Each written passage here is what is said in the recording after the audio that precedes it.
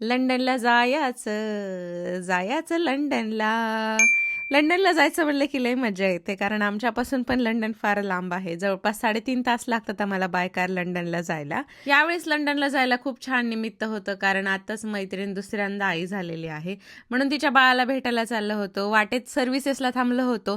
Services काय आहे माहिती नसेल तर माझा यूट्यूबचा लॉंग व्हिडिओ जाऊन बघा. अश्विनी गीते सर्च करा यूट्यूबवरती, आणि हा गेलात ना सबस्क्राईब पण करा व्हिडिओ आवडला तर. मीरा रस्त्याने ती रडली काय, आम्हाला रडवलं काय, आणि नंतर वाटेत आम्ही M1 हायवेवरून चाललो होतो. इंग्लंडमधील महत्वाचा हायवे आहे M1 हायवे, आणि याच त्या बच्चूभाईला भेटायला आम्ही आलो होतो. कसलं गोंडच दिसतंय.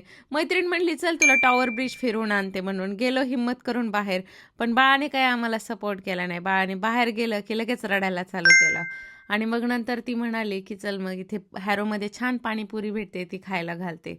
पाणीपुरी खायला गेलो. आमच्या दोघींचं भाषण चाललं होतं. मुलांबद्दल आम्ही कंप्लेंट करत होतो एकमेकांना. पाणीपुरीवाल्याने ते ऐकलं आणि स्वतःच मराठीमधून विचारायला लागला तुम्ही कुठलेत म्हणून. म्हणजे एकदम मराठीवाला सापडला आम्हाला पाणीपुरीवाला सुद्धा.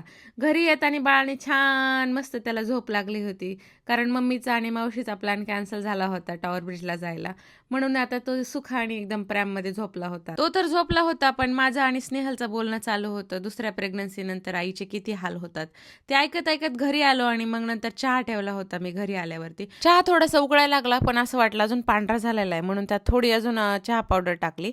नंतर स्नेहलने छान बनवले होते सँडविच चहासोबत खाण्यासाठी, कारण घरामध्ये बरेच मेंबर होते, लहान पण होते मोठे पण होते.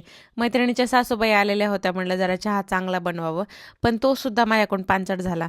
म्हणून दोघा नवरा बायकोने ठरवलं की आता ह्यांना संध्याकाळी काहीतरी छान गोड डिश बनवायची खायला.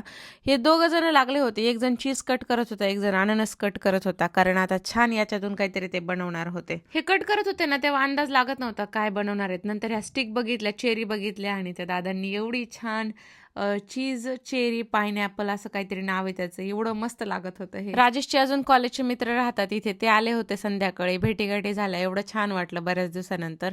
मग नंतर संध्याकाळी भार्गव आणि शौर्याचं चालू झालं की आता एकमेकांच्या पॅरेंट्सला इमोशनल ब्लॅकमेल करून सुट्टी कशी लांब व्हायची, पण किती थांबलं तरी पण पोट भरण्यासारखं नव्हतं आणि मनही भरत नव्हतं. म्हणून आम्ही तिथून निघालो दुसऱ्या दिवशी सकाळी, आणि कुठे गेलो ते पुढच्या व्हिडिओमध्ये नक्की पहा.